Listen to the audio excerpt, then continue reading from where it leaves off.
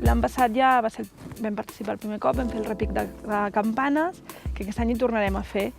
És una iniciativa que de seguida que ens vam presentar ens va agradar molt i ens hi vam afegir i aquest any doncs, seguirem fent el repic de campanes.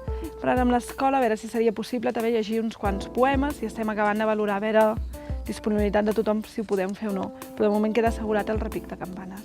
Sí, l'any passat més que tot saber, el primer any tothom va pensar què passa, què celebrem avui, què és això. Aquest any la gent ja ho sabrà. També fem una revista d'informació municipal que també cada mes, també ho inclourem a la revista, però és un moment que ja tothom, esperem, s'ho esperi, ja sàpiga de què va i és una mica de fer país tots junts. Som una vinculació, a més suposo també el fet de ser un municipi de frontera.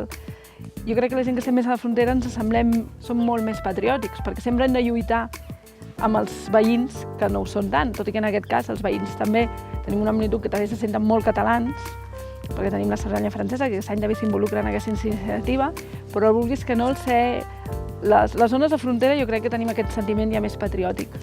L'any passat ho vam fer altres municipis també del costat, diguem, de baix, i aquest any del costat de dalt, del costat, diguem, francès, però també són catalans, doncs hi haurà altres municipis que també s'uniran a la iniciativa, i no solament serà Llívia, sinó que tots els municipis veïns també s'hi uniran. Sí, i en aquest moment que estem vivint tots molt complicat, però de moltes ganes d'aquests canvis que ens tenen que arribar i que volem que ens arribin, jo crec que és un motiu més per poder-ho demostrar i per poder-ho fer d'una manera festiva i que pugui involucrar tot el poble i tota Catalunya alhora. Crec que és molt bona iniciativa i espero que s'hi facin afegint molts més municipis cada any. Sí, una persecució contra la llengua, una mica cap als catalans amb tot, en tots els aspectes, tant d'educació, de llengua, no en parlem del tema econòmic perquè ja llavors sí que...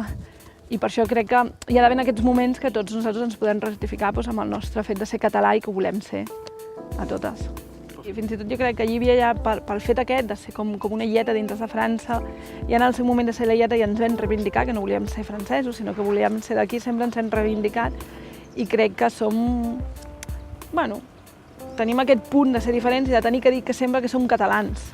Llavors ja estem molt acostumats a dir-ho i no ens fa por i ho diguem sempre públicament.